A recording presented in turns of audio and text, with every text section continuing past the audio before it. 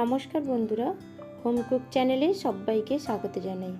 চলে এলাম আবার একটা রেসিপির সাথে। আজকে আমি দারুণ স্বাদের কুরকুরে লোটে মাছের একটি রেসিপি বানিয়ে দেখাবো। এটি এমন সুস্বাদু একটি রেসিপি, একবার খেলে খেতেই থাকবেন, থামার নামই নেবেন না। আপনারা তো লোটে মাছের বিভিন্ন ধরনের পদ বানিয়ে খান, একবার আমার মতো করে বানিয়ে দেখুন, সবাই আপনার পুরো ফ্যান হয়ে যাবে। যখনই বাড়িতে লোটে মাছ আসবে, সবাই বারবার এই রেসিপিটি বানাতে বলবে। রেসিপিটি জানতে হলে আমার ভিডিওতে প্রথম থেকে শেষ পর্যন্ত জুড়ে থাকবেন। আর ভিডিও ভালো লাগলে লাইক, শেয়ার এবং চ্যানেলটিকে সাবস্ক্রাইব করে নেওয়ার অনুরোধ রইল। রেসিপিটি শুরু করি, আপনারা সঙ্গে থেকে দেখতে থাকুন আমি কিভাবে এত সুন্দর লোটে মাছের রেসিপিটি বানাই। প্রথমে আমি 250 থেকে 300 গ্রামের মতো লোটে মাছ নিয়েছি। আর লোটে মাছগুলোকে ভালো করে ধুয়ে পরিষ্কার করে নিয়েছি। আর মাছগুলোকে পেটের কাছ থেকে লেজা পর্যন্ত বড় করে একটা কাট করে নিয়েছি। কাঁটাগুলো আমি এখানে বার করিনি, আপনারা চাইলে কাঁটাগুলো বের করে দিতে পারেন। ঠিক ওপর থেকে একদম নিচ পর্যন্তই কাটগুলো লাগাতে হবে। সমস্ত মাছগুলিকে আমি ওপর থেকে নিচ অবধি ভালো করে মাছ বরাবর কাট করে নিয়েছি। এবার একটা ম্যারিনেশন করে নেব। তার জন্য দিয়ে দিলাম 1/2 টিস্পুনের মতো লবণ, আর 1/2 টিস্পুনের মতো হলুদ গুঁড়ো, আর 1 টিস্পুনের মতো ভিনিগার। এবার সমস্ত উপকরণগুলিকে আমি মাছের ভেতরের এবং বাইরের অংশটাতে ভালো করে লাগিয়ে নেব। এই মাছগুলো নরম থলথলে একটি মাছ, রান্না করার সময় জল বেরোতে থাকে। আর এই লবণ আর ভিনিগারটা মাখিয়ে রাখার ফলে অনেকটা পরিমাণ জলটা কিন্তু বেরিয়ে যাবে। সমস্ত উপকরণগুলি আমি ভালো করে মাছে মাখিয়ে নিয়েছি, দেখতে পাচ্ছেন এতক্ষণ থেকে জল ছাড়তে শুরু করছে। এবার আমি 15 মিনিট মাছগুলোকে সাইডে রেখে দেবো। এবার একটা মশলা বানিয়ে নিচ্ছি। তার জন্য নিয়ে নিয়েছি একটা মিক্সিং জার, আর একটা মিডিয়াম সাইজের পেঁয়াজ টুকরো করে দিয়ে দিলাম, 3টে রসুনের কলি, আর 2টো কাঁচা লঙ্কা। লঙ্কাটা আপনারা স্বাদ বুঝে দিয়ে নেবেন। এবার একটা স্মুথ পেস্ট বানিয়ে একটা বাটিতে করে বের করে নিয়েছি সব। এবার একটা গুঁড়ো মশলা বানিয়ে নিচ্ছি। তার জন্য নিলাম 1/2 টিস্পুন হলুদ গুঁড়ো, 1/2 টিস্পুন লঙ্কার গুঁড়ো। লঙ্কা গুঁড়োটা স্বাদ বুঝে নিয়ে নেবেন।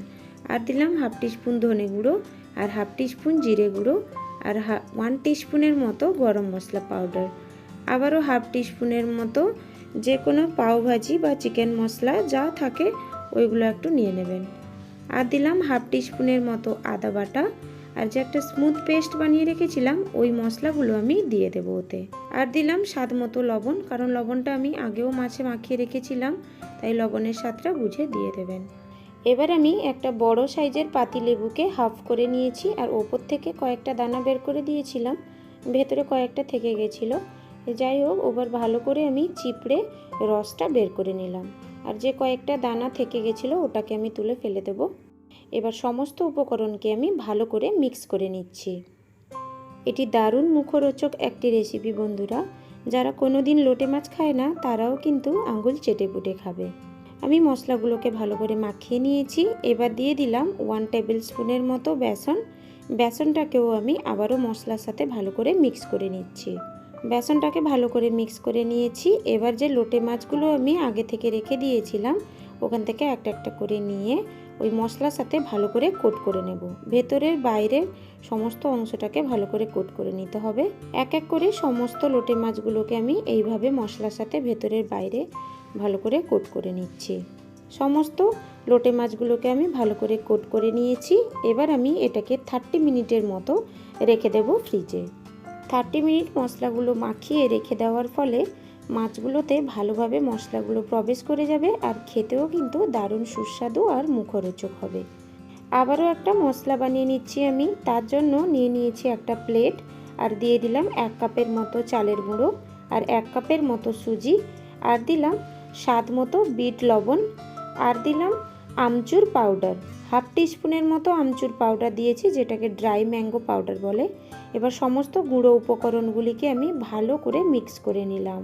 সমস্ত গুঁড়ো উপকরণগুলিকে আমি ভালো করে মিক্স করে নিয়েছি। এবার যে ম্যারিনেশন করে রেখেছিলাম মাছগুলো, এবার ওই মাছগুলোও আমি নিয়ে নিলাম। এবার এই গুঁড়ো উপকরণগুলির মধ্যে আগে থেকে ম্যারিনেট করা মাছগুলোকে এক এক করে দিয়ে ভালো করে কোট করে নিতে হবে। আর কোট করার সময় মাছগুলিকে মাছ বরাবর ভালো করে খুলে ওপর নিচে কোট করে নিতে হবে, কারণ এই মাছগুলো তো খুব নরম হয়, তাতে ভালো করে খুলে ওপর নিচে চালের গুঁড়ো আর সুজির মিশ্রণটা না লাগালে ওপরের অংশটা তো ক্রিস্পি হয়ে যাবে, কিন্তু ভেতরের অংশটা নরম থেকে যাবে। তার জন্য মাছগুলোকে মাছ বরাবর খুলে ভালো করে ওপর নিচে মিশ্রণটা লাগিয়ে কোট করে নেব। এইভাবে আমি সমস্ত মাছগুলোকে এক এক করে সেম পদ্ধতিতে কোট করে নেব।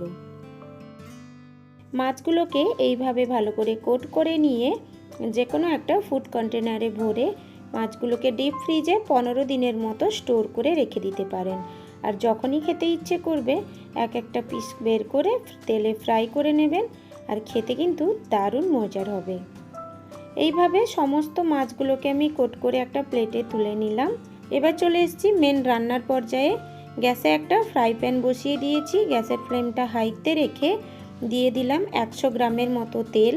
তেলটা আপনারা যে কোনো তেলই ইউজ করে নিতে পারেন, সর্ষের তেল বা সাদা তেল যে কোনো তেলই ইউজ করলে চলবে।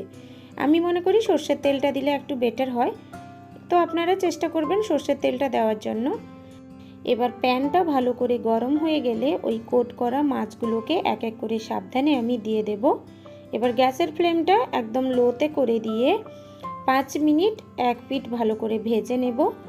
দেখতেই পাচ্ছেন 5 মিনিট রেখে আমি এক পিঠ ভালো করে ভেজে নিয়েছি। এবার অপর পিঠ করে আমি খুব সাবধানে মাছগুলোকে আমি উল্টে নিচ্ছি। এবার আবারও আমি 5 মিনিটের মতো স্লো ফ্লেমে রেখে ভালো করে গোল্ডেন ব্রাউন করে ভেজে নেব। 5 মিনিট হয়ে গেছে, দেখুন বন্ধুরা কত সুন্দর করে ভাজা হয়ে গেছে আর একদম ক্রিস্পি হয়েছে বন্ধুরা। আর আপনারা যখন ভাজা করবেন অবশ্যই গ্যাসের ফ্লেমটা কিন্তু স্লোতেই রাখবেন, আর গ্যাসের ফ্লেমটা ফাস্ট করে দিলে মাছটা ওপর থেকে কিন্তু জ্বলে যাবে আর ভালোভাবে কিন্তু ক্রিস্পি আর ক্রাঞ্চি বিলকুল হবে না। তার জন্য অবশ্যই গ্যাসের ফ্লেমটা আপনারা স্লোতে রাখবেন। কত সুন্দরভাবে মাছগুলো একদম গোল্ডেন ব্রাউন হয়ে ক্রিস্পি হয়ে পুরো ভাজা হয়ে গেছে। এবার আমি এক এক করে ওগুলোকে প্লেটে তুলে নিচ্ছি। বাকি যে মাছগুলো আমি রেখেছিলাম ওগুলোকেও আমি সেম পদ্ধতিতে এক এক করে ফ্রাই করে নেব। দেখুন বন্ধুরা আমি এবার একটা করে প্লেটে তুলে নিচ্ছি। দেখতে কতটাই সুন্দর হয়েছে আর এত সুন্দরভাবে গোল্ডেন ব্রাউন কালার নিয়ে পুরো ভাজা হয়েছে, খেতে তো দারুণ টেস্টি হয়েছিল বন্ধুরা। আর একদম ক্রিস্পি আর ক্রাঞ্চি হয়েছিল, একদম কুরকুরে টাইপের হয়েছিল।